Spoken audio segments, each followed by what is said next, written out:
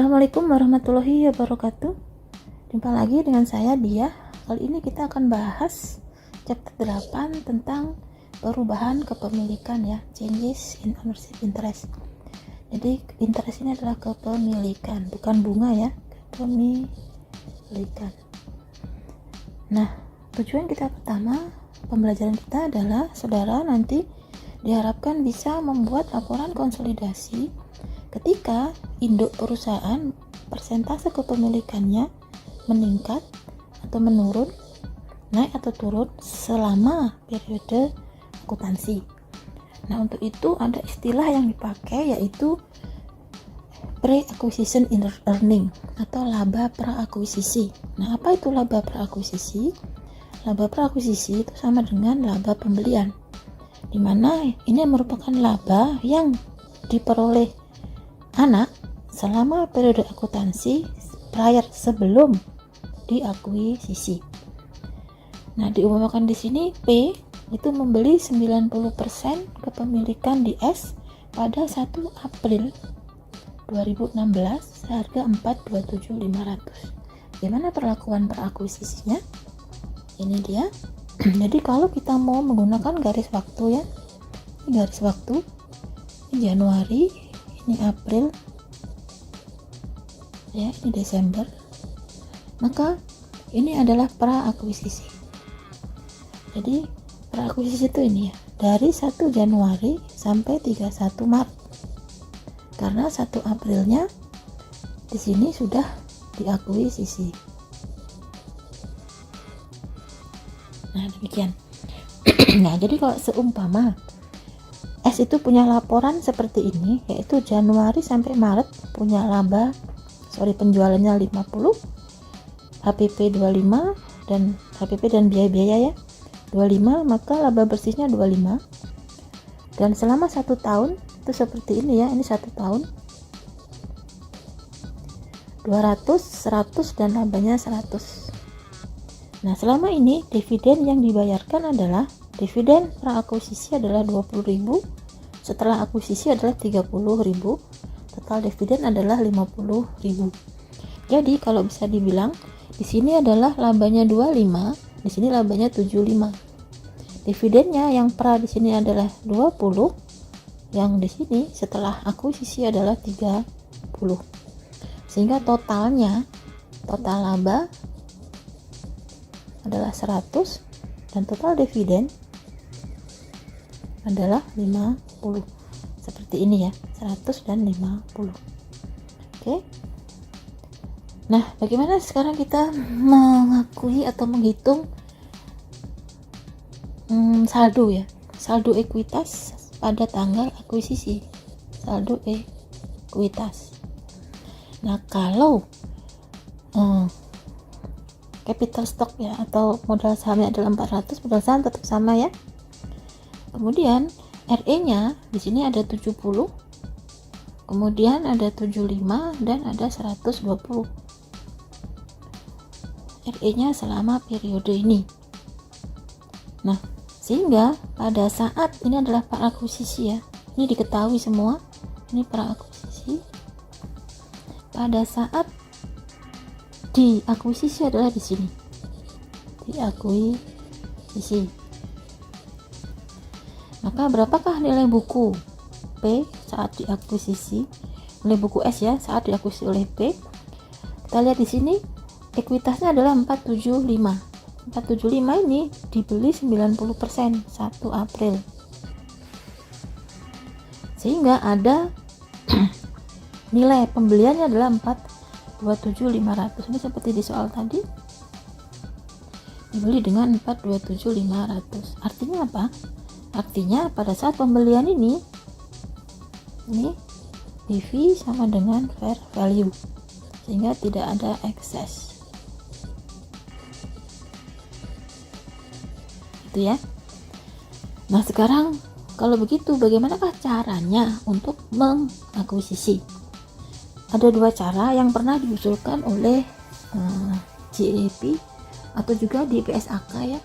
Yang pertama adalah cara dengan menghitung akuisisinya, maksudnya penggabungannya, akuisisinya adalah dihitung setelah setelah akuisisi. Jadi kalau garis waktu tadi ini adalah Januari, kemudian ini April, maka yang dihitung hanya ini saja.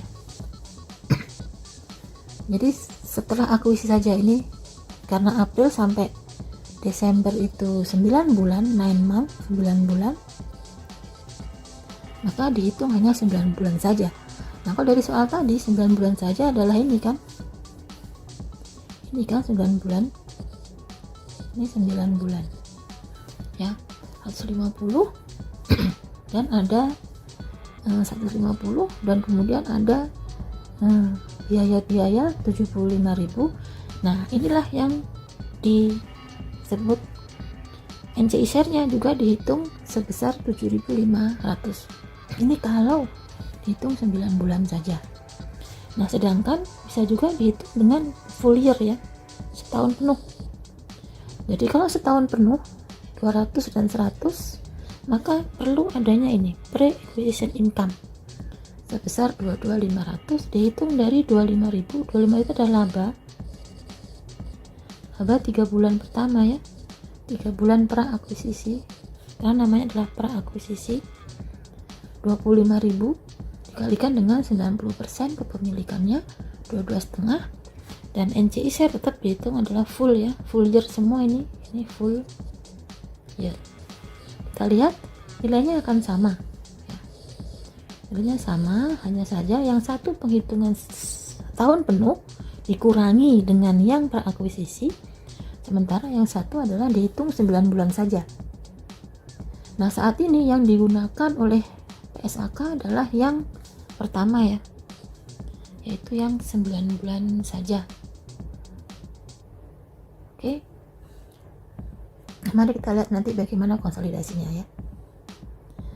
Nah di bukunya P, buku P akan mengakui adanya investasi di S selama 9 bulan saja, yaitu 75 dikalikan 90%, 67,5 ya. Jadi di sini kita lihat selama 9 bulan itu, ini kan 9 bulan di akuisisi nih. Nah labanya adalah 75.000, sehingga yang diakuisisi oleh P itu hanya 9 bulan saja, yaitu 75 dikalikan 90%. 75 ini berasal dari 100.000 dikalikan 9 per 12 dengan 75.000, seperti itu ya. Nah bagaimana dengan dividen? Dividen juga akan sama ya. Kalau ini tadi adalah ini di April, ini adalah garis waktunya, ini Januari, ini Desember, maka yang merupakan dividen prakuisisi adalah ini prakuisisi ya. Dividen prakuisisi yang terkait dengan kepemilikan, persentase kepemilikan induk itu juga akan dieliminasi pada proses konsolidasi. Nah untuk lebih jelasnya kita lihat di sini bagaimana catatan dulu di P ya, ini catatan di P dulu. Ketika mendapat dividen yang diperoleh hanya setelah akuisisi, yaitu hanya 30.000 saja. Yang 20.000 enggak, karena belum punya sahamnya ya kan. Sehingga 30.000 dikalikan 90%, 27. Jurnalnya kas pada investasi, ini jurnal biasa ya, one line consolidation ya.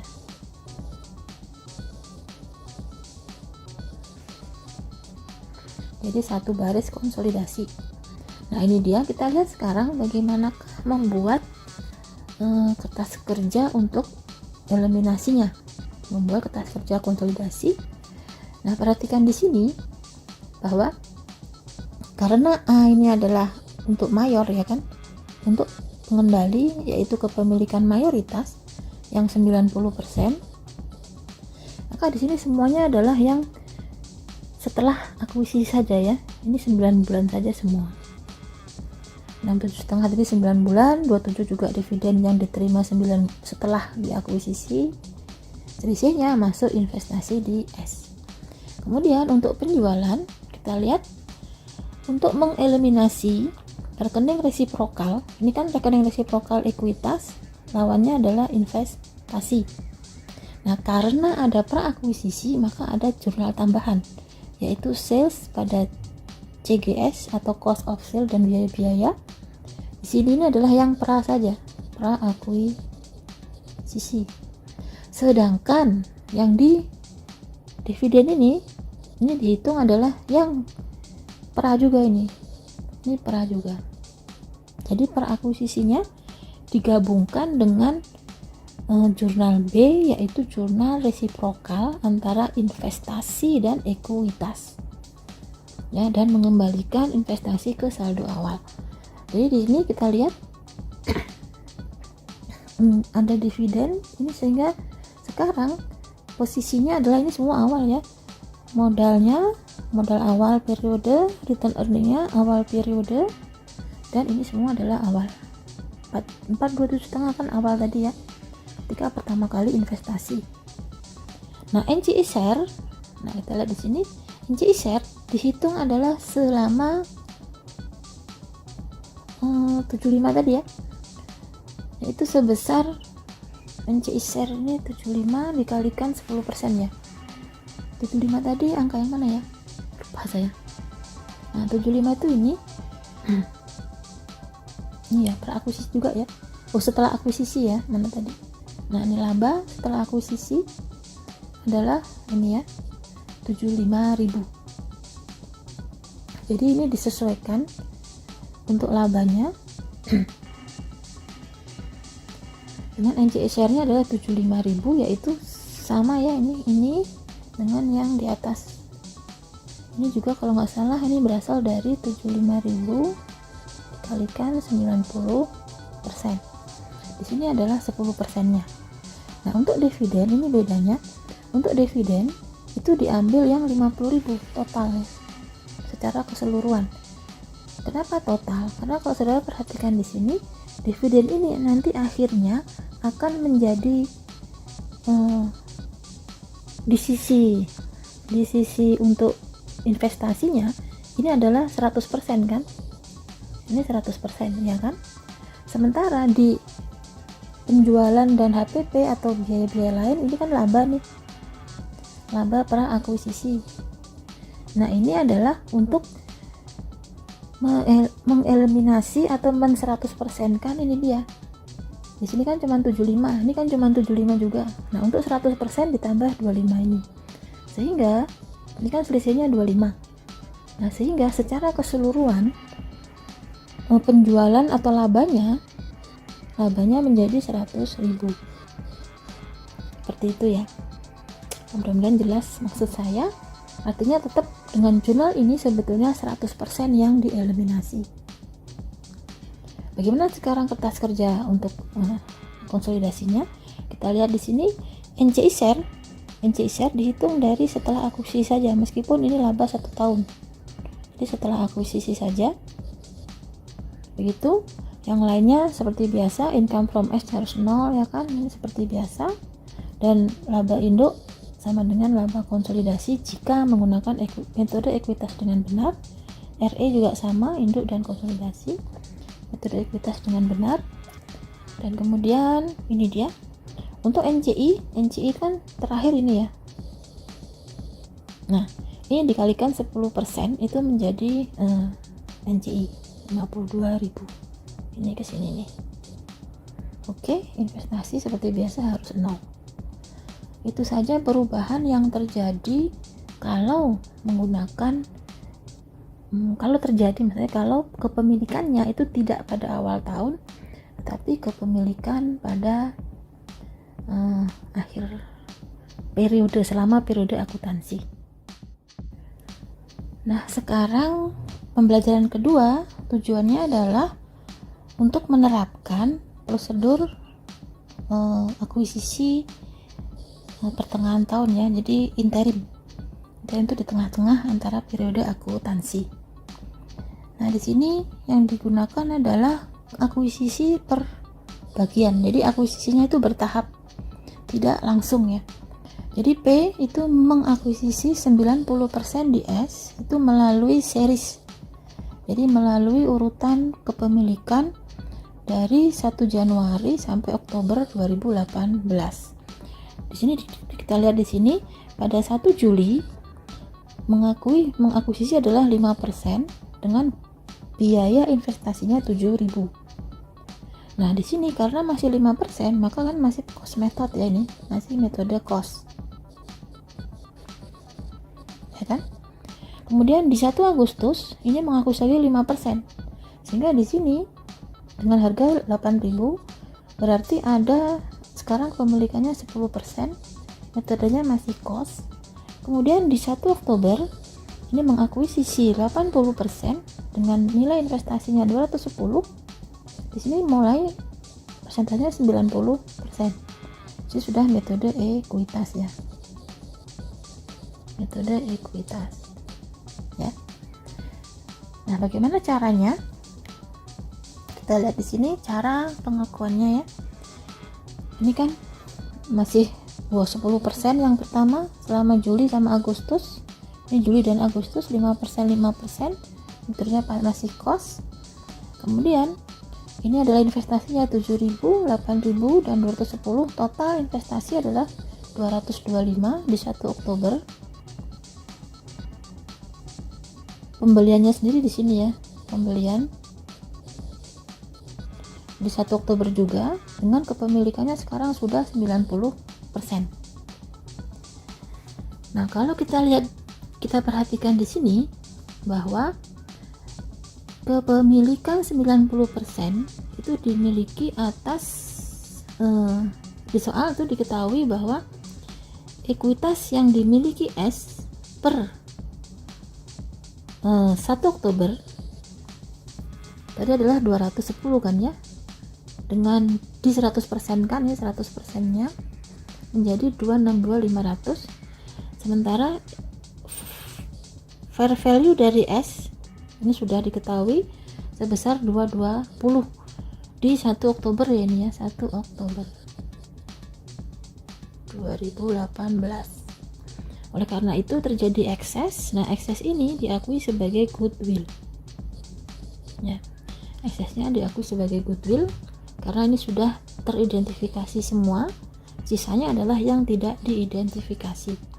Goodwillnya adalah 42.500 yang terjadi pada 1 Oktober. Nah, karena pada 1 Oktober terjadi goodwill, maka investasi yang sebelumnya, kan 1 Oktober ini kan masih 80% ya, padahal kepemilikannya sekarang 90%.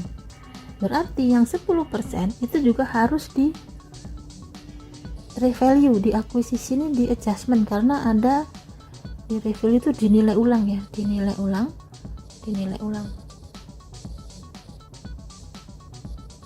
Karena untuk memiliki 80% nya itu ada nilai yang baru, yaitu fair value nya. Nah, kalau selama ini 262.500 itu adalah kepemilikan 80%, sehingga fair value dari 10% itu adalah 10% dikalikan 262.500, yaitu 26250. Artinya begini, kalau 80% itu dibeli dengan 262.500, berarti kepemilikan 10% sebelumnya itu diakui berdasarkan fair value yang muncul pada saat pembelian 1 Oktober. Nah, makanya di sini 262.500 dikalikan dengan 10%, yaitu 26250. Padahal investasi semula itu hanya 7.000 dan 8.000. Metode cost ya, nggak ada perubahan, yaitu 15.000. Sehingga di sini ada gain revaluasi sebesar 11.250 karena ada penyesuaian nilai yang disamakan dengan nilai pasar pada tanggal 1 Oktober. Semacam itu ya. Oke. Nah, as income ini laba S selama 2019 itu ada 40, dimana 40 ini sama rata ya setiap bulan asumsinya.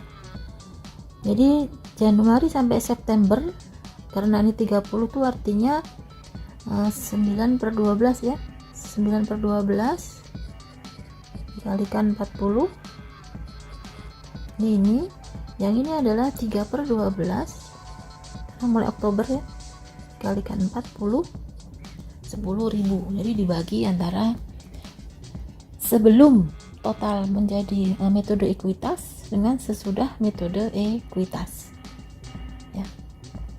Nah, aktivitas kerjanya bagaimana? Kita lihat income from S itu dihitung tetap setelah, karena ini metode ekuitas ya, metode ekuitas kan itu terjadi adalah setelah kepemilikan 90% mulai 1 Oktober, mana labanya adalah 10.000 kalikan 90% ya. Nah, sedangkan untuk praakuisisinya dianggap praakuisisi karena selama ini masih menggunakan metode cost ya, masih metode cost, sehingga praakuisisinya adalah penjualannya di soal diketahui ya, di soal ini kita lihat 150 dikalikan dengan 9/12, ini tadi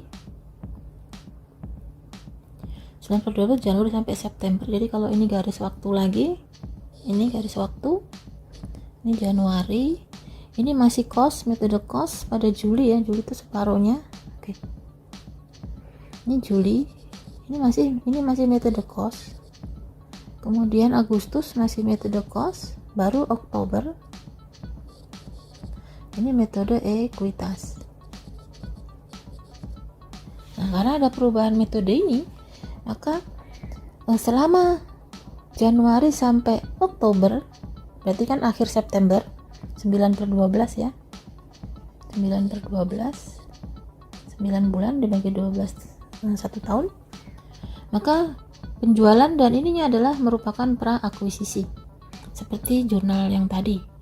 Nah, karena tidak ada keterangan membagi dividen, maka di sini tidak ada dividen ya, di soal ini tidak ada dividen. Tidak ada dividen, maka tidak ada dividen praakuisisi di sini. Investasinya kembali ke investasi awal, yaitu sebesar 236.250. Kemudian untuk NCI share sama ya, yaitu sebesar, kalau ini 10.000 maka di sini juga sama, 10.000 dikalikan 10% ya. Nah, dengan ini laba antara ini dan ini, maaf ya, mayor dan minor, jurnal A dan jurnal C, itu labanya adalah sebesar 10.000, sementara selisih ini cost sama ini 82 dan 500 ini adalah sebesar 40.000.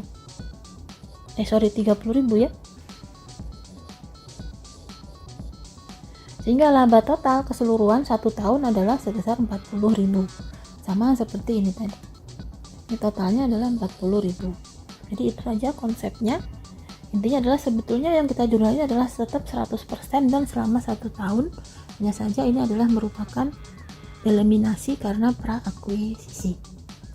Kemudian untuk ininya, neracanya, laporan statementnya laba rugi, income from S tetap 0, 9.000 dari ini 10.000, jadi dari 40.000 ini 10.000, ini ke sini 10.000 ya. Ini yang 90%, ini yang 10%-nya. Selalu sama, laba induk sama dengan laba akuisisi, laba konsolidasi. Oke ya. Tadi kita belajar bahwa persentase kepemilikan itu bisa meningkat ya, dari mulai 5%, kemudian 10%, kemudian 80%. Nah, sekarang bagaimana kalau kepemilikan tadi dijual? Jadi penjualan kepemilikan ya. Jadi contoh di sini adalah S itu dimiliki 90% oleh P, di mana 1 Januari posisinya adalah investasi di S, jadi investment in S adalah sebesar 288.000. Nah, padahal pada tanggal ini, tanggal yang sama, ekuitas S terdiri dari 200 dan 100, modal 200, RE 100, total ekuitas adalah 300.000. Nah, seperti biasa ya, kalau kita punya informasi tentang investasi dan ada ekuitas S, maka kita harus mengetahui atau mencari tahu sebetulnya ada ekses atau tidak. Nah, karena di soal ini tidak ada kata-kata lain tentang aset yang under value atau over value, maka pertanyaannya menjadi adakah goodwill, karena ekses tadi pasti akan dialokasikan ke goodwill. Jawabannya ada, ya, yaitu sebesar berapa? Tadi ekuitas diketahui tadi adalah 300.000 ini ya, dikalikan dengan kepemilikan 90% adalah 270.000. Nah, kalau kepemilikan investment in S nya adalah 288, sementara ekuitas yang dimiliki adalah 270, maka terjadi goodwill sebesar 18.000, dimana goodwill ini adalah 90% nya ya, karena ini dikalikan 90%. Oleh karena itu goodwill 100% nya adalah sebesar 20.000 berasal dari 18.000 dibagi dengan 90%. Oke. Nah, selama 2017 S melaporkan laba sebesar 36.000 dan membayar dividen itu pada 1 Juli sebesar 20.000.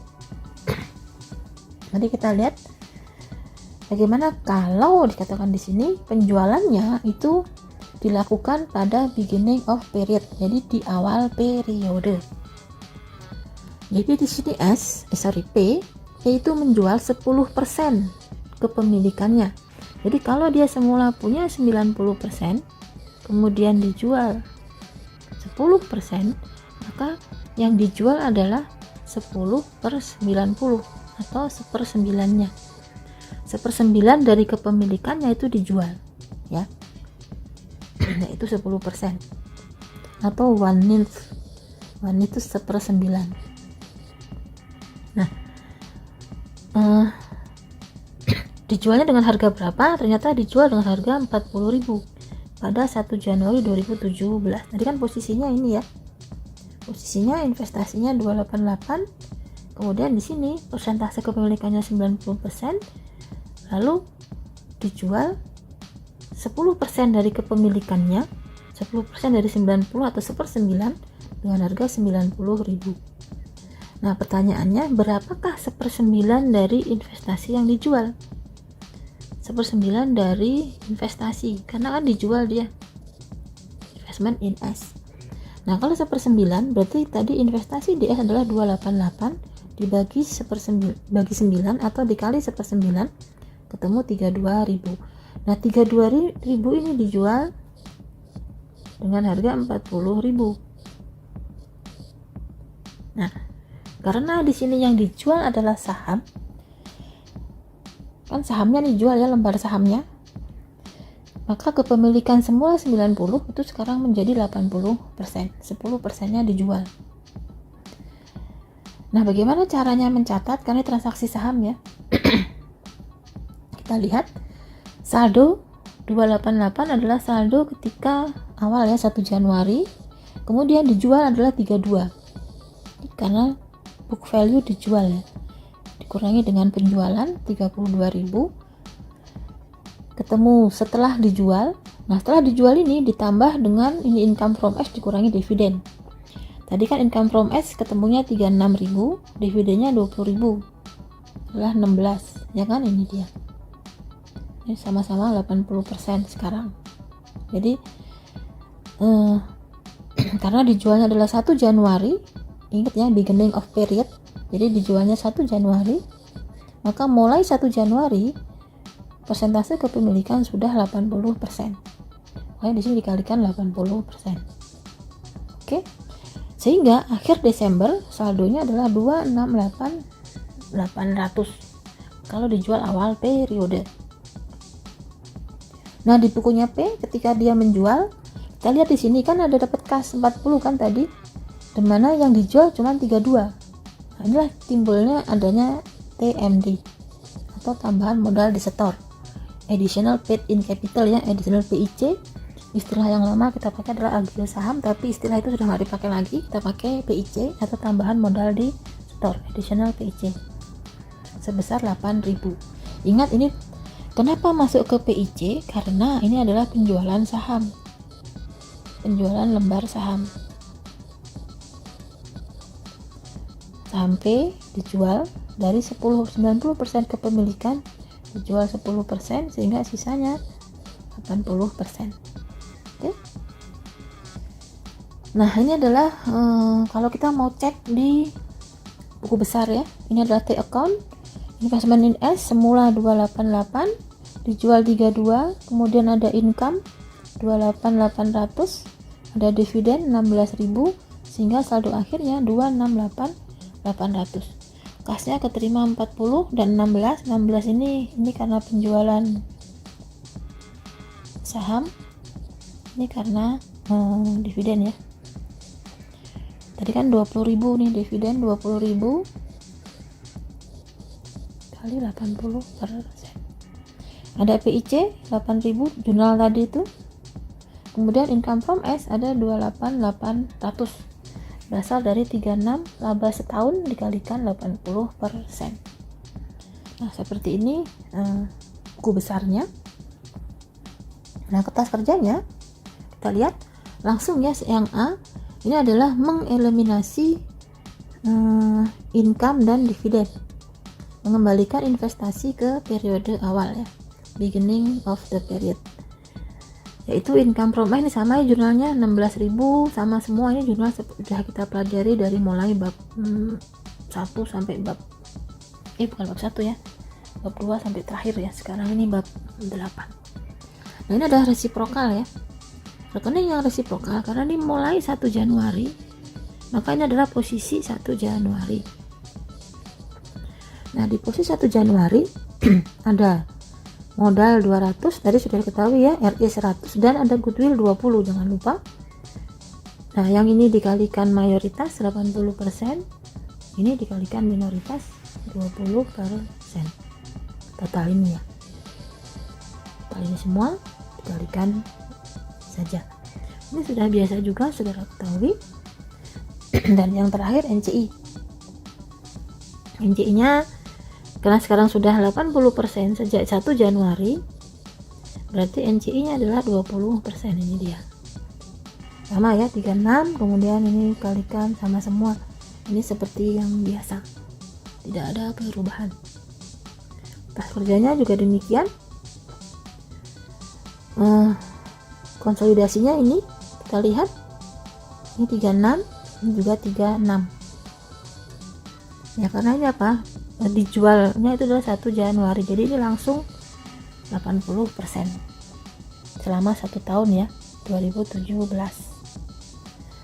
Itu saja, nggak ada perubahan yang lainnya karena dijual 1 Januari, hanya berubah persentase kepemilikan. Dan ini ada tambahan additional PIC di Indo karena dia menjual kepemilikannya dengan harganya 40, padahal nilai buku yang dijual investasinya adalah 32. Nah, selanjutnya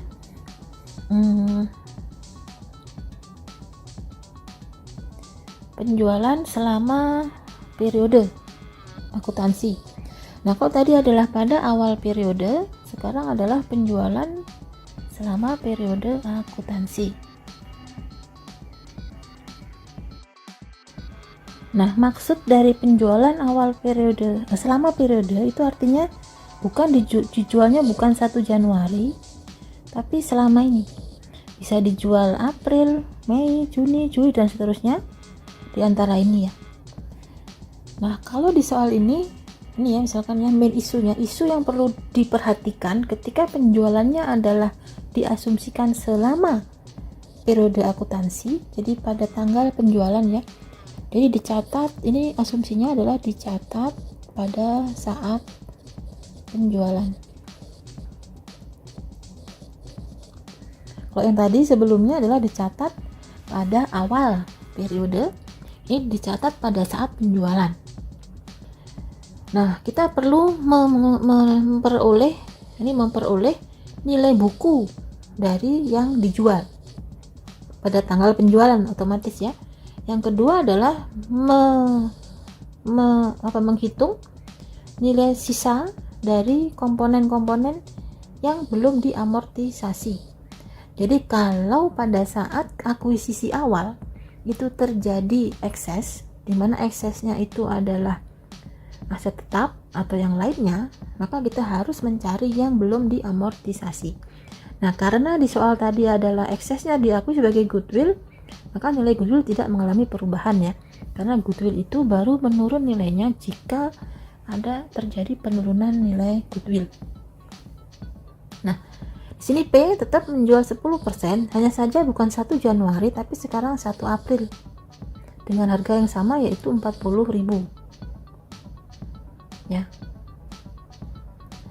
Nah, penjualan ini, the sale, itu bisa dicatat may be recorded, bisa dicatat sebagai penjualan 1 April atau tanggal penjualan kepemilikan, atau pada 1 Januari awal periode. Jadi boleh catat April saja, per April atau tanggal penjualan, atau boleh dicatat 1 Januari, tinggal tergantung asumsinya ya, apakah mau dicatat pada asumsinya catat pada tanggal penjualan, atau asumsinya dicatat pada awal periode. Boleh saja memilih antara keduanya. Nah, sekarang bagaimana kalau dicatatnya adalah 1 April? Oleh karena itu kita harus mencari tadi akun-akun nilai-nilai saldo pada 1 April 2017. Nah, harga jualnya kita sudah ketahui 1 April adalah 40.000 ya kan. Nah, sekarang kita harus tahu berapakah nilai buku dari investasi yang dijual. Karena tadi investasi 1 Januari adalah 288, padahal selama tahun 2017 income-nya adalah 36.000 kan tadi. Lalu kita menentukan sampai 1 April. 1 April berarti kan 3/14 atau 1/4 tahun. 36 dikalikan 90% ketemu 8.100. Oleh karena itu per 1 April ekuitasnya adalah sebesar 296.100, padahal porsi yang dijual adalah 1/9 dari investasinya sebesar 32.900. Oleh karena itu terjadi selisih karena penjualan yang menguntungkan ya ini ya. Nilai buku saham sebesar 32.900 bisa dijual dengan 40.000, maka ada tambahan modal di setor TMD sebesar 7.100 ya. Nah, penjualan selama periode 1 April ya ini, kepemilikannya dari 90 menjadi 80, maka kita lihat untuk menghitung equity income atau income from S, laba dari S, itu dibagi sesuai dengan kepemilikannya ya. Yang ini 1/4 tahun adalah 90%, sementara yang 3/4 ini mulai dari April sampai Desember, yaitu 9 bulan. 9 bulan berarti 3/4, itu persentase kepemilikan sudah 80%. Sehingga laba ikan from S adalah ini sebesar 29.700. Nah, kalau dividennya tadi adalah 20.000 dikalikan 80%, maka perubahan kepemilikan adalah sebesar 13.700 ya. Perubahannya income from S dikurangi dividen. Perubahan kepemilikan berarti perubahan investasi. Nah, ini adalah perhitungannya ya. Kalau dengan diakuinya adalah selama periode akuntansi atau 1 April. Jadi diakui pada tanggal penjualan. Investasi 1 Januari 288, yang terjual adalah 32.900. Jadi ya, yang terjual tadi dihitung dari sini ya, 32.900 terjualnya. Dari investasi 1/9 tadi 32.900, sisa setelah dijual adalah 25.500 dan dikurangi dengan laba kurang dividen. Ini adalah perubahan investasi ya. Perubahan investasi atau perubahan NCI juga bisa, karena kan ini kalau ini persentasenya 80%, maka NCI share-nya adalah 20%. Maka saldo akhir 31 Desember menjadi 268.800. Nah, saudara lihat dicatat 1 April saldo investasi tetap 268.800. Kan sama kan ini tadi. ketika dicatat pada 1 Januari. Nah, ini dia. Ini dicatatnya 1 Januari beginning, jadi 1 Januari di sini, 1 Januari. Tetap saldo investasinya tetap sama, nggak ada perubahan. Yang berbeda adalah angka-angka ini saja, yaitu angka ini dan angka ini ya. Ya, 32.000 jadi 32.900 kalau nggak salah tadi. Nah, ini dia. Ini dia perubahannya. Bedanya di sini. Jadi sebetulnya sama, mau dicatat awal periode atau mau dicatat pada tanggal penjualan. Ya. Nah, ini adalah jurnal yang dibuat oleh P pada tanggal 1 April.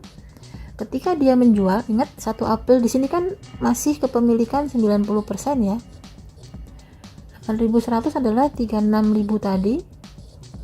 Sampai 1 April 3/12 dikalikan 90%. Ya. Kemudian ini dijual, ada PIC sebesar additional PIC atau TMD 7.100. Kemudian ini adalah nerima dividen 1 Juli 20.000 kali 80%. Ingat, per April 90 dari jual, berarti per Juli ini sudah 80% kepemilikannya. Sehingga di 31 Desember ini mengakui yang terakhir ya. The last 3 quarter tuh kuartal 3 kuartal terakhir, yaitu 36.000 dikalikan 9/12 dikali 80%. Jadi ini kalau ini 3/12, ini 9/12 pas setahun. Hanya saja bedanya di sini 90%, di sini 80%. Seperti itu kalau mau di jurnal satu-satu. Nah, ini adalah buku besar. Buku besarnya sama ya. Saldo akhirnya tetap sama. Perbedaannya di PIC, kemudian di ini nilai buku dari nilai buku dari investasi yang dijual, dan ini dia 8.100 adalah nilai saldo labanya ya. Ini laba, ini sama ini. Labanya dibagi 2, ini yang masih 90%, ini 80%. Dividennya sudah 80% karena Juli. Jualnya April. Ini saldo di income-nya berubah sesuai dengan ini jurnal tadi. Oke.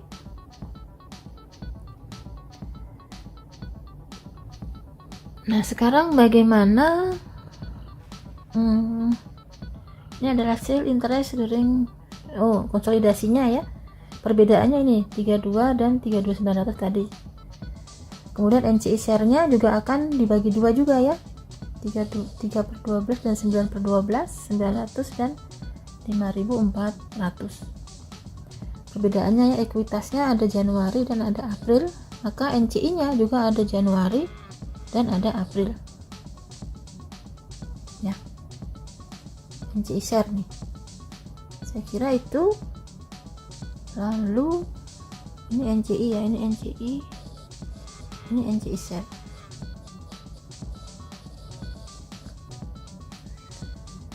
Nah, kertas kerjanya sebetulnya sama saja.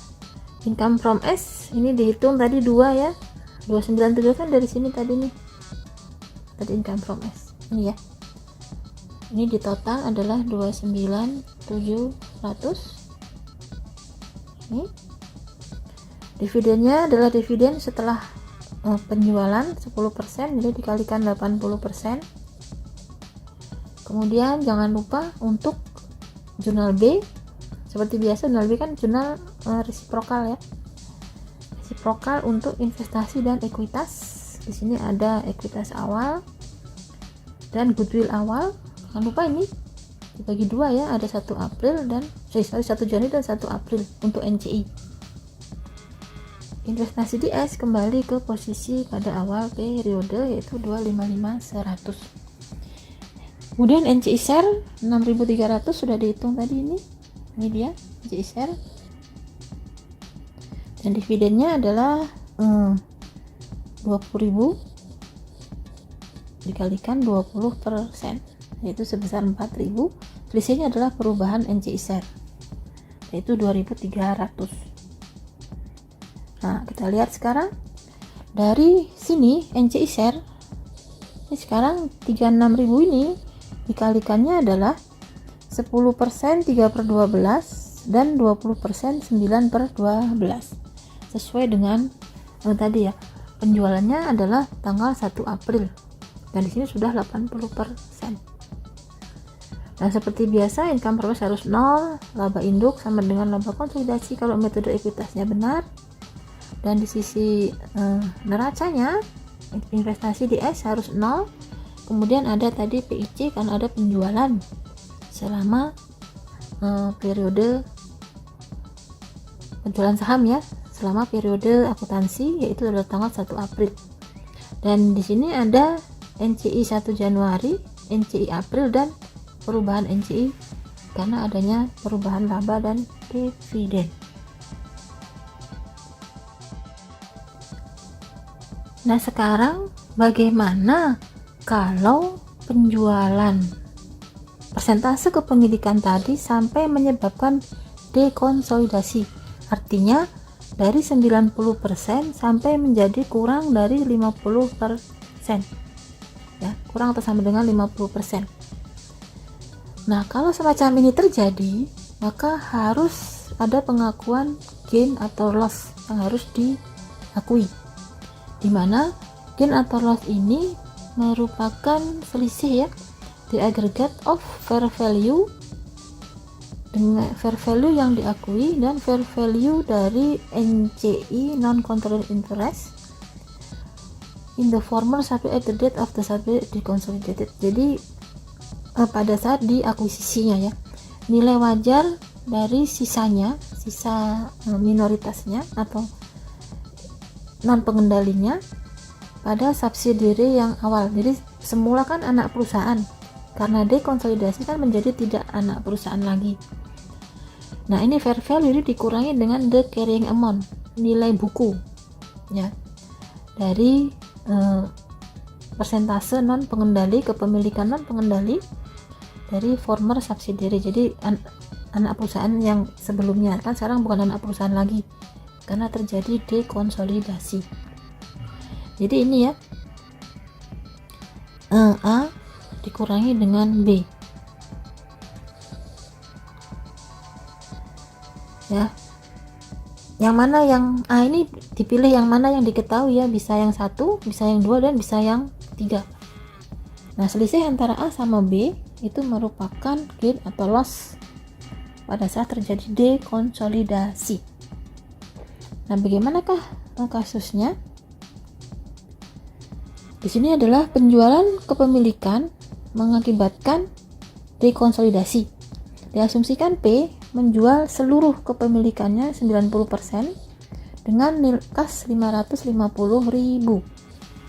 Nah, 550.000 ini adalah tadi ya, yang pertama fair value dari yang diterima. Nah, berapakah carrying amount-nya atau nilai buku dari yang dijual? Jadi P ini menggunakan carrying amount dari investasinya sehingga muncullah gain atau loss.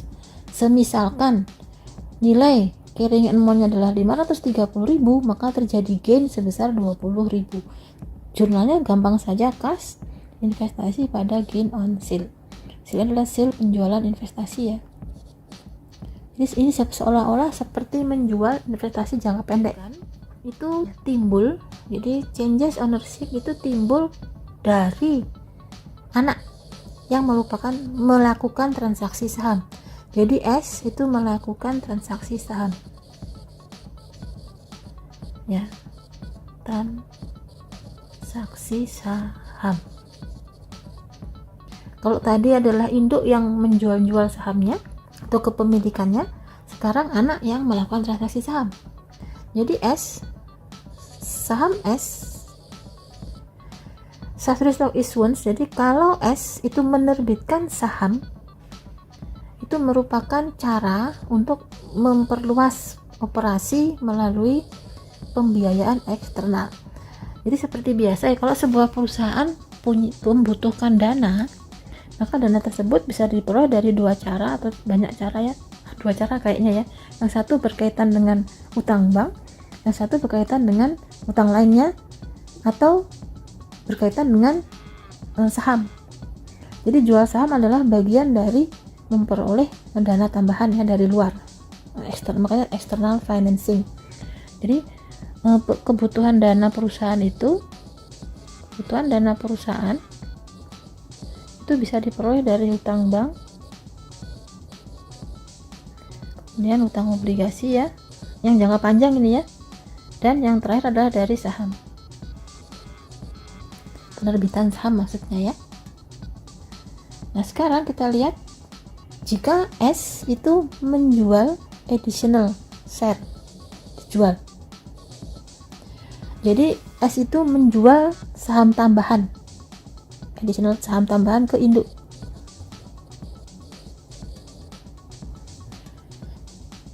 Contohnya di sini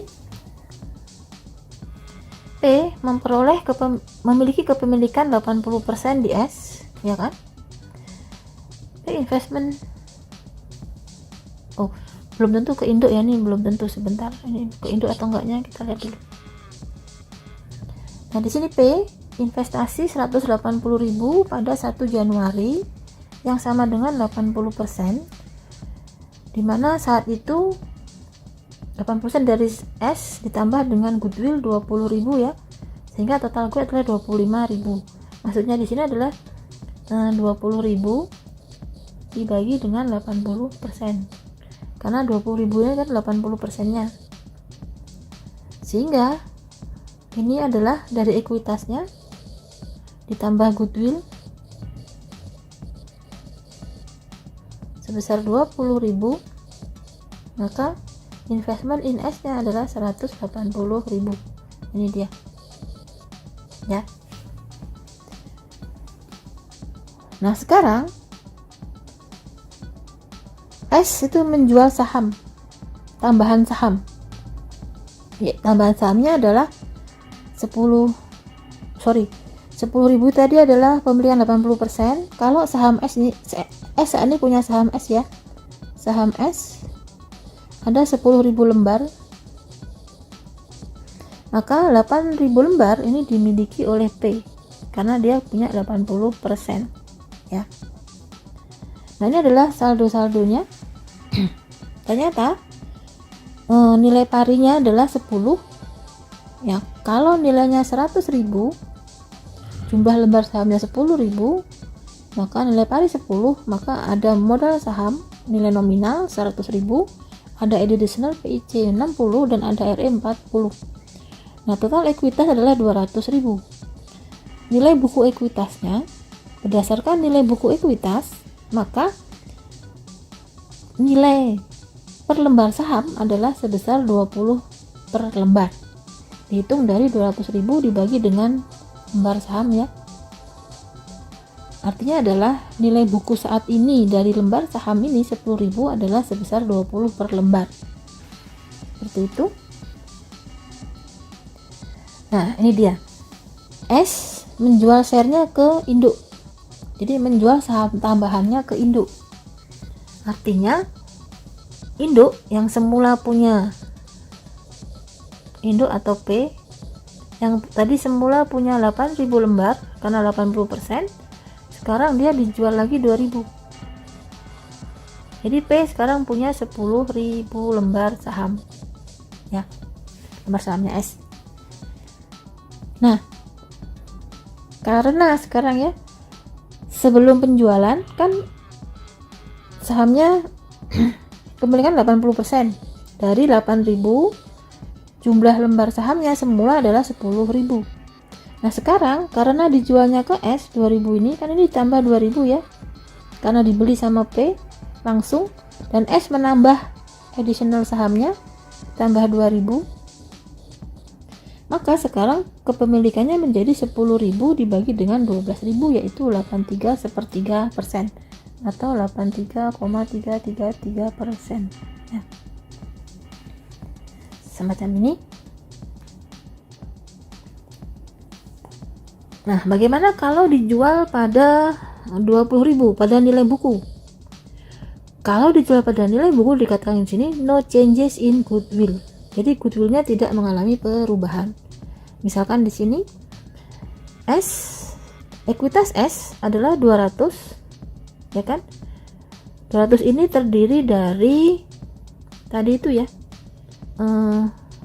Tadi itu 100.000 nilainya kan, ini kan 200.000 nih ekuitas S, betul ya? Ya kan? Tadi ini 200.000. Nah, sekarang ada tambahan 20.000 2.000 dikalikan dengan harga jual 20.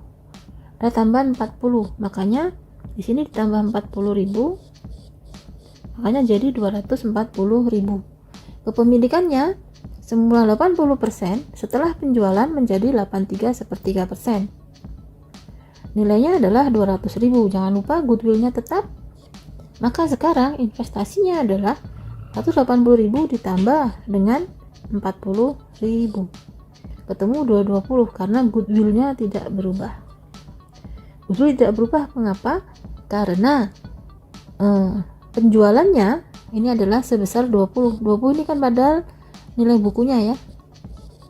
Nilai buku per lembar saham.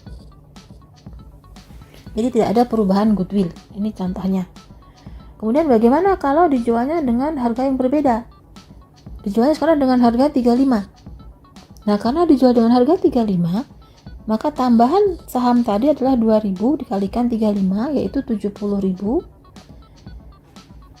Nah, dari penjualan 2.000 ini, berapakah nilai bukunya? Ya kan? Nilai buku dari yang dijual, ini kan harga pasar nih. 35 ini kan nilai pasar. Kalau gitu berapakah nilai bukunya? Tadi awalnya adalah 200.000, ya kan? Awal sebelum dijual.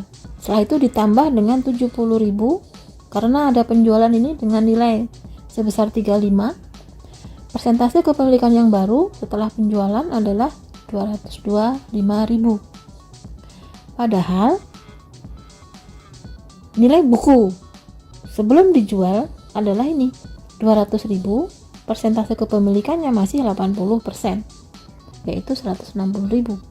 Sehingga nilai buku yang diperoleh, yang diakuisisi maksud saya, adalah 65.000. 65.000 nilai bukunya, sementara 70.000 adalah harga penjualannya. Harga pembelian investasi yang baru ya. Kan berarti P ini membuat investasi baru dengan membeli 2.000 lembar saham. Oleh karena itu excess over cost over book value ini diakui sebagai goodwill yang baru. Sehingga goodwillnya sekarang, kalau tadi semula ada goodwill berapa? 25 ya. Nah, ada goodwill nih. Goodwill awal berapa ya ini dia? Ini ya 25.000. Maka sekarang 20.000 ya. Maka sekarang ini bertambah goodwillnya 5.000 ya. Dengan kepemilikannya juga berubah dari 80% menjadi 83/3. Ini meningkat kepemilikannya. Nah, bagaimana kalau dijualnya dengan harga 15? Berarti kan dijual di bawah nilai bukunya. Maka sama saja menghitungnya, 2.000 dikalikan 15 ini adalah harga yang harus dijual oleh P. Jadi investasi baru ya. Investment in S yang baru, new, itu cuma 30.000. Kita hitung lagi, ini awalnya 200 tambah 30 dikalikan persentase yang baru 191 sekian, dan kemudian nilai buku yang sebelum pembelian adalah 160, sehingga selisihnya ini adalah nilai buku yang diakuisisi. Nah, kalau nilai pembeliannya 30.000 padahal nilai buku yang dibeli adalah 31667, kan terjadi goodwill negatif ini ya. Goodwill negatif ini akan mengulangi goodwill yang sudah ada. Goodwill yang ada tadi 20.000 dikurangi dengan 166 ini, sehingga goodwill yang baru adalah 18.333 atau sama dengan totalnya 23.000. Ya, 18.333 ini adalah 83,333%. Jadi kalau di 100% kan menjadi 23.000 gitu ya. Nah, sekarang bagaimana kalau saham baru tadi dijualnya bukan ke P, ke induk, tapi langsung ke entitas luar. Jadi tidak ke P langsung tapi ke entitas luar ya. Jadi asumsikan 2000 tadi ini additional share itu dijual ke other entity atau termasuk dalam pemegang saham minoritas atau non pengendali. Maka di sini P semula P kan semula punya 8.000 ya. 8.000, 80%-nya S itu punya sahamnya adalah 10.000. Nah, sekarang S menerbitkan baru tapi dijualnya ke orang luar. Tapi P tetap sama, nggak berubah jumlah lembar saham yang dimiliki. Nah, oleh karena itu sekarang saham P-nya adalah 8, persentase kepemilikan adalah 8/12, atau dalam hal ini adalah 66,2/3%, 66,67% ya, semacam ini. Maka kita lihat kalau dijualnya pada book value, ini nilai bukunya ya, nilai buku per lembar saham, ini dijual di atas, ini dijual di bawah nilai buku. Kita lihat di sini, kalau dijual 20, maka jumlah ekuitasnya menjadi 240, dimana di sini adalah 200 tambah 40. 40 dari mana? Dari 2000 dikalikan 20 adalah per lembar sahamnya. Sementara ini 270 dikalikan dari 2000 tambah 70-nya ya, dikalikan dengan 200 nih ya, 240. Berarti ini 200 tambah 70. 70-nya adalah 35 dikalikan 2002. Itu 70. Kalau 15 sama seperti tadi ya, ini 200 ditambah dengan 30. 30 berasal dari 2000 dikalikan dengan 15, yaitu 30. Oke. Kita lihat sekarang, setelah adanya akuisisi S, maka ekuitas dari P, investasi ya, kepemilikan pump equity di S, itu dari 160 sekarang menjadi 180. Ya kan, 160 tadi dihitung dari kepemilikan yang berubah tadi ya, 662/3. Sementara sebelum adanya penerbitan, jumlah nilai ekuitasnya adalah, nilai ekuitas PDS adalah sebesar 160.000 ya kan, tidak berubah ini.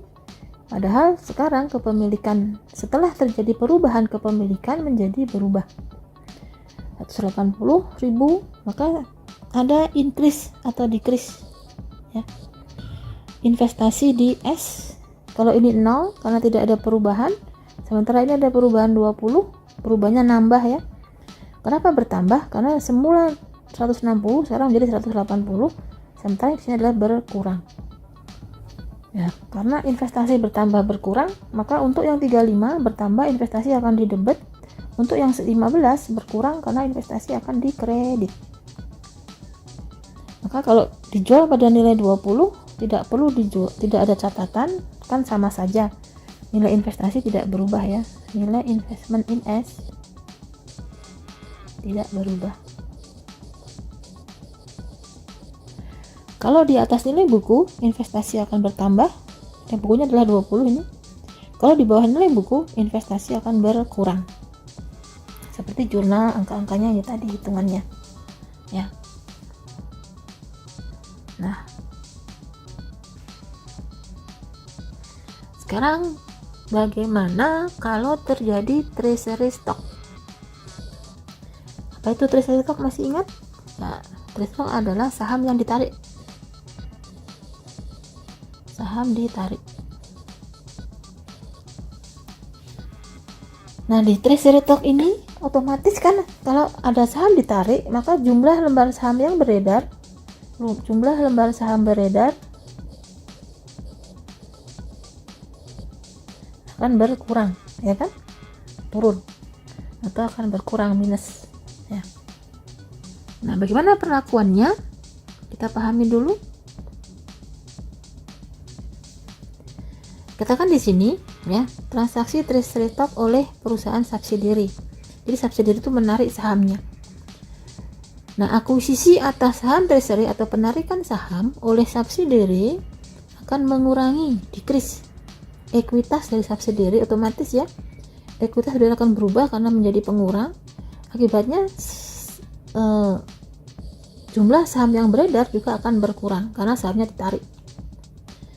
Nah, jika ya treasury stock ini ditarik dari minority interest, artinya saham yang ditarik itu adalah saham-saham yang dimiliki kepemilikan minoritas pada nilai buku, maka tidak ada perubahan pada induk ya. Kalau pada nilai buku sama seperti tadi, kalau di luar nilai buku itu yang berubah, di atas atau di bawah nilai buku. Nah, kita di sini catatannya, P memiliki 80%, dimiliki 80%, S dimiliki 80% oleh P, di mana S itu mempunyai 10.000 lembar saham per 31 Desember. Lalu pada 1 Januari 2018, jadi ini kan awal akhir saja, S membeli 400 sahamnya own stock, jadi membeli own stocknya dari pemilik saham minoritas ya. Jadi ini ditariknya itu, dibelinya dari pemilik saham minoritas sebesar 400 lembar ya kan. Berapakah penarikannya, ini kita lihat. Modal saham S awal ini di soal ya, 100, nilai parinya 10, ada return earning 100, ada total ekuitas adalah 200. Nah, di sini P semula kan memiliki 80% ya, 80% ini. Nah, kalau 80% berarti nilai buku dari investasinya adalah sebesar 160.000 investasi di S. Nah, kalau penarikannya seharga nilai buku tadi dikatakannya, maka di sini tetap meskipun ditarik treasury stocknya, ditariknya adalah 400 dikalikan 20 sama dengan 8.000, ini dia. Kalau ini 400 dikalikan 30 sama dengan 12.000, 400 ini yang ditarik ya, dikalikan 15, ini adalah nilai penarikannya, maka ada 6.000 saja. 400 kali 15, 6.000. Sehingga kalau kita perhatikan, total ekuitas setelah penarikan itu menjadi berkurang, semua berkurang sesuai dengan nilai penarikan. Nah, berapakah persentase kepemilikan dari P? Semula kan dia persentasenya adalah ini ya, kapitalnya adalah 100.000, nilai parinya 10, kepemilikannya 4/5. Kalau memiliki 80%, maka yang punya lembar sahamnya adalah, ini kan berarti lembar sahamnya adalah 10.000 ya, yang dimiliki adalah 8.000, 80%-nya.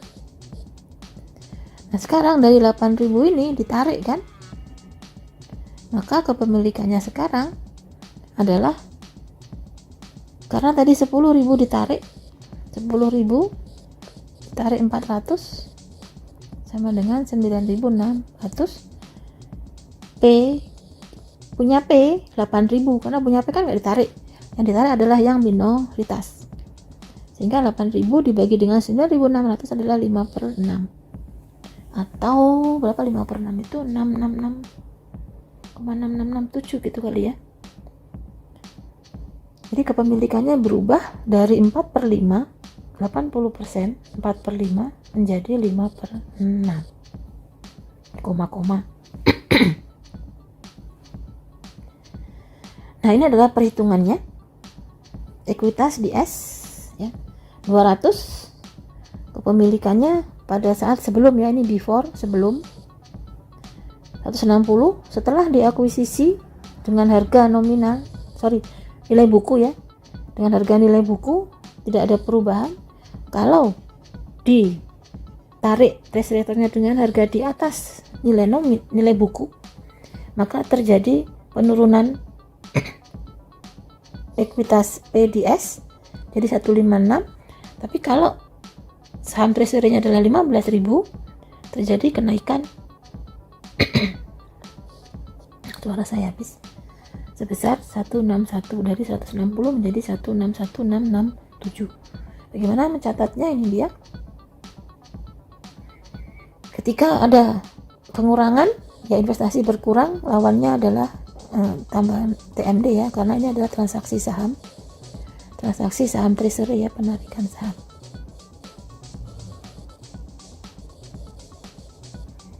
Begitu juga ketika ditariknya dengan harga di bawah nilai buku, maka investasi akan bertambah. Ini investasi berkurang, bertambah sebesar 1667. Ini di bukunya P ya, ini catat oleh P dia. 1667 bertambah, ini berkurang dari 160.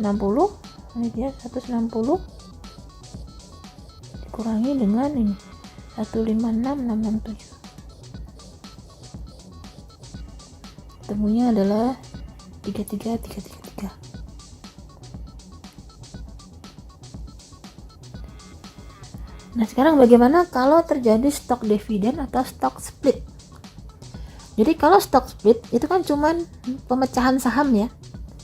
Jadi kalau pemecahan saham itu sebenarnya tidak ada perubahan, karena kan kalau P, misalkan P ya, P punya 8.000 lembar, S itu 10.000 dipecah, ini kan dia jadi, misalkan satu saham jadi 2, makanya kan jadi lembarnya di 20.000 ya kan, lembar di sini akan jadi 16.000 lembar. Nah, 16/20 itu tetap 80%, jadi tidak ada perubahan kalau itu stok split.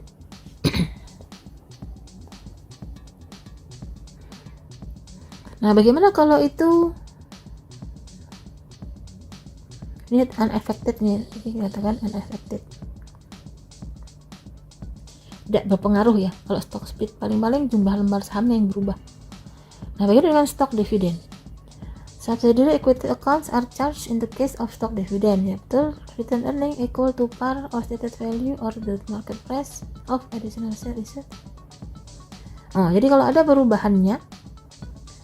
perubahan karena adanya stok dividen, itu kalau antara nilai buku dengan nilai pasarnya beda, otomatis perubahannya adalah merupakan tambahan modal di setor, karena ini semacam agio ya, atau disagio.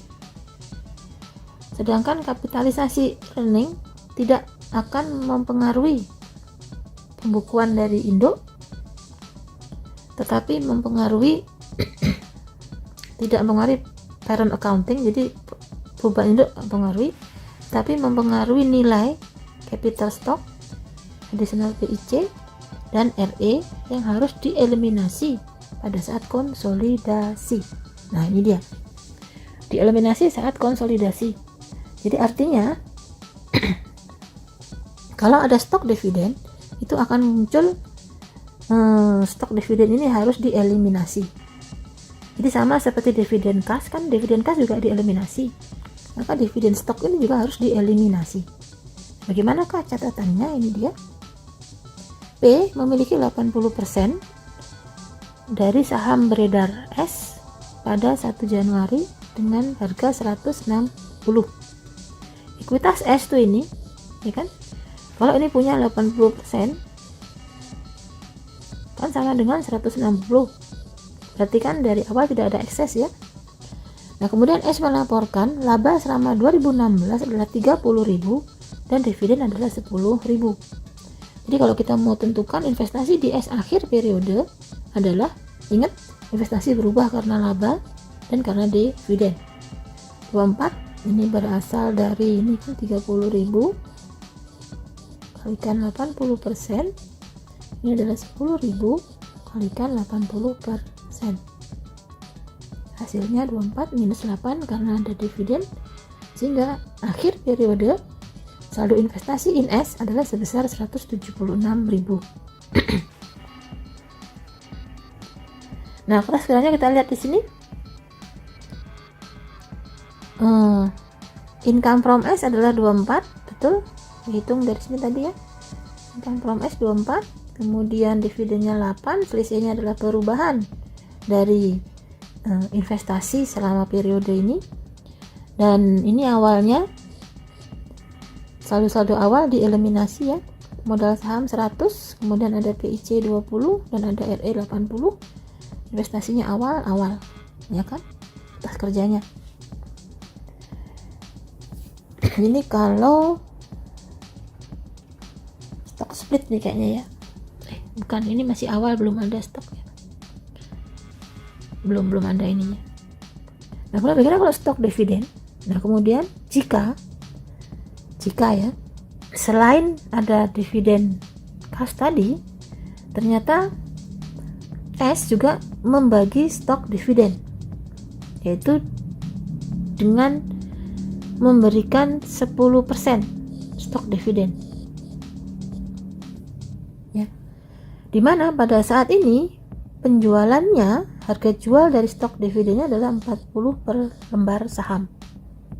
Adalah dicatat oleh S ya, ini S akan mencatat dia menerbitkan stok dividen sebesar 40.000 dihitung dari ini modal sahamnya 10.000, karena modal saham tadi kan nilai parinya 10. Stok dividennya adalah 10% dari dividen yang beredar. Dividen yang beredar tadi kan 100, berapa tadi yang beredar? Lupa. Mana tadi dividen beredar? Ini dia. 100.000, nilai parinya 10, berarti kan ada 10.000 kan, ini 10.000 lembar. Nah, ini diterbitkan 10% stok dividen. Stok dividen adalah 10%, sorry. Sehingga 10% kali 10.000 adalah 1.000 lembar, ya kan? Maka kita lihat di sini 1.000 lembar stok dividennya dikalikan dengan 40 per lembarnya, ini dia nilai nominal 10, maka di sini dikalikan dengan 40 dikalikan dengan 30 ya, 1.000 lembar ya, ini semua 1.000 lembar dikalikan 10 sama dikalikan 30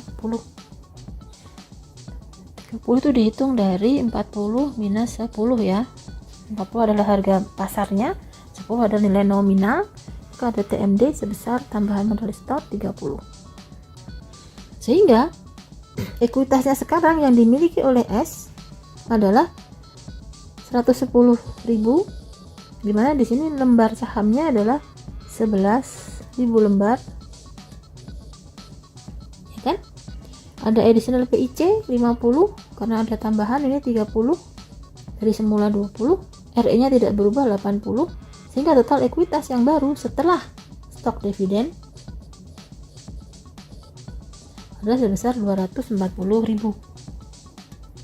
Nah, bagaimanakah eliminasinya? Nah, kita di sini eliminasi ketika menerbitkan income from S tetap ya dihitung 24.000. Ini kalau tadi income from S nya adalah sebesar ini 24 tadi, ini dia 30.000 ya, dividennya 20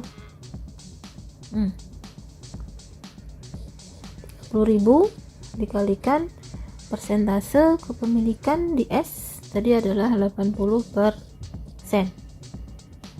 Stok dividennya, dividen tadi sama kan, ini sama jurnal yang ini tadi 8.000 itu dihitung dari ini dividennya 10.000,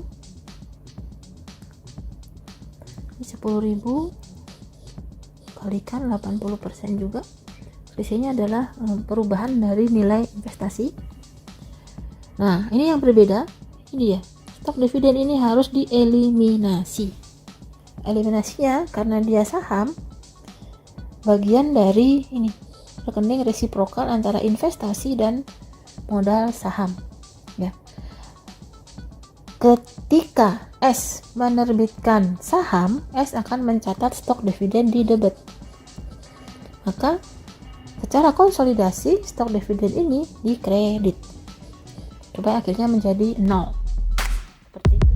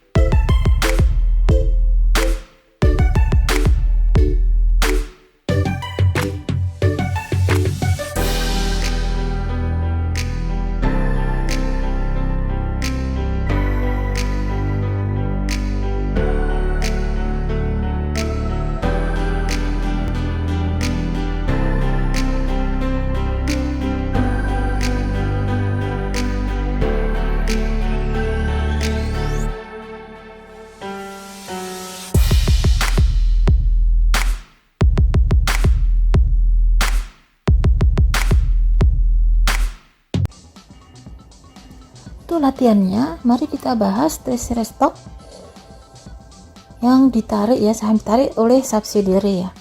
Soalnya B plus 70% subsidiary N. Jadi B merupakan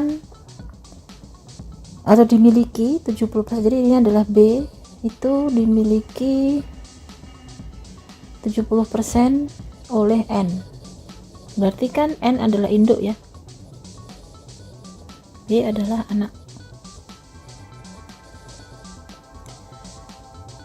Pada tanggal 3 Januari 2014, saldo investasi di B adalah 350 dan total ekuitas B adalah 450. Di sini kalau ada investasi, misalnya tanggalnya dulu ya, 3 Januari 2014, investment in B adalah sebesar berapa nih? 350.000. Ekuitas B adalah sebesar 450.000. Seperti biasa, kalau ada nilai investasi dan ada ekuitas, kita cek terjadi goodwill atau tidak ya. Jadi kalau fair value-nya adalah 350.000 dibagi kepemilikannya 70%, 35 bagi 30 berapa ya? 500 ya, 500.000. Ekuitas B adalah ini 450. Maka kalau tidak ada keterangan lain, ini diakui sebagai goodwill. Eksesnya ya sebesar 50.000. Oke. Nah, kemudian sini lanjutnya pada 4 Januari, jadi ini tadi tanggal 3 terus tanggal 4-nya. 4 Januari B membeli 100.000 lembar yang beredar. Jadi B menarik 1.000 lembar saham otomatis yang beredar ya dari pemegang minoritas ya. Ini ya, kepemilikan minoritas dengan harga 60 per lembar. Jadi tariknya dengan harga 60 per lembar ya kan. Sebelum transaksi treasury stock, B memiliki saham beredar adalah 9.000. Jadi semula B itu punya saham adalah 9.000 yang beredar. Dimiliki N berapa berarti? 70% dikalikan 9.000 lembar. yaitu 6.300 lembar. Ya kan? Nah, sekarang ditarik ini sahamnya. Lembar ditarik yaitu 1.000. Sehingga sisa sahamnya adalah tinggal 8.000 yang beredar. Diketahui oleh soal. Pertama diminta hitunglah persentase kepemilikan. Ya kan? Persentase kepemilikan ini dihitung. Kemudian yang kedua, siapkan jurnal. Yang ketiga, menghitung nilai investasi di B. Nah, ini sudah akhir chapter, jadi kita pakai lembar baru ya untuk menghitung. Nah, sekarang yang A diminta adalah persentase kepemilikan. Jumlah lembar saham beredar tadi adalah 9.000, betul nggak? Dimiliki 70%, yaitu 6.300. Nah, sekarang jumlah lembar saham beredar menjadi 8.000 karena tadi tarik 1.000 kan, maka kepemilikannya menjadi 6.300 dibagi 8.000. Berapa ya? Kita ambil kalkulator dulu. 6.300 dibagi 8.000, maka kepemilikannya adalah 78, betul ya? 78,75%. Ini pada tanggal 4 Januari. Ya kan? Nah, selanjutnya soal yang B. Soal yang B adalah diminta jurnal ya untuk menyesuaikan nilai investasi. Nah, kalau kita mencari nilai investasi, maka kita harus ketahui dulu berapakah ekuitas, nilai buku ekuitas setelah penarikan. Ingat, kalau ada penarikan berarti ekuitasnya menurun, ya kan? Maka ekuitas S awal, ekuitas S sebelum penarikan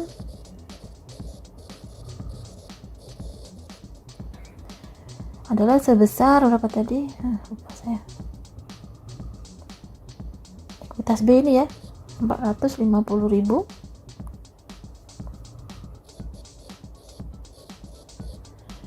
Kemudian di treasury stock ditarik. Tarikannya itu 1.000 lembar. Tapi harga penarikannya bukan nominal tapi dikalikan 60 kalau nggak salah tadi ya. 1.000 kali 60 minus 60.000. Maka ekuitas setelah penarikan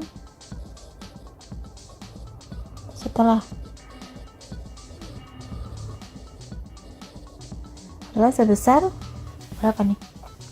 450 kali 60 390 ya. 390.000. Padahal persentase kepemilikan yang baru adalah ini dikalikan 78,75%. Berapa ini? Hitung. Pakai kalkulator ya. 307.125. Ya kan? Jadi semula B kan punya investasi kok B yang tadi N ya, N semula punya investment in B adalah 350, betul? Sekarang investment in B nya menjadi 307. Jadi ini semula 350 menjadi 307. Berapa selisihnya? Investasi berkurang apa bertambah? Berkurang ya. 350 sama 3 kan lebih sedikit. Berkurang sebesar 42875. Nah, kalau investasi berkurang, maka jurnalnya investasi di kredit. Investment in B debitnya adalah investasi di B berkurang, debitnya adalah TMD ya, karena tadi ini adalah transaksi penarikan saham. Terkait sama saham tuh kaitannya sama TMD, yaitu sebesar 42875. 875. Oke ya. Selanjutnya yang C adalah diminta untuk menentukan apa tadi C? Hitung investment in B setelah transaksi treasury ya. Jadi investment in B setelah penarikan saham.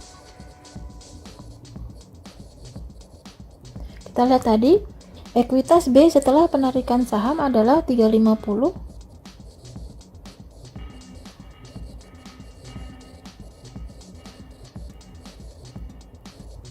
390, maaf. Jangan lupa ada tadi goodwill ya. Di awal goodwillnya sebesar 50.000,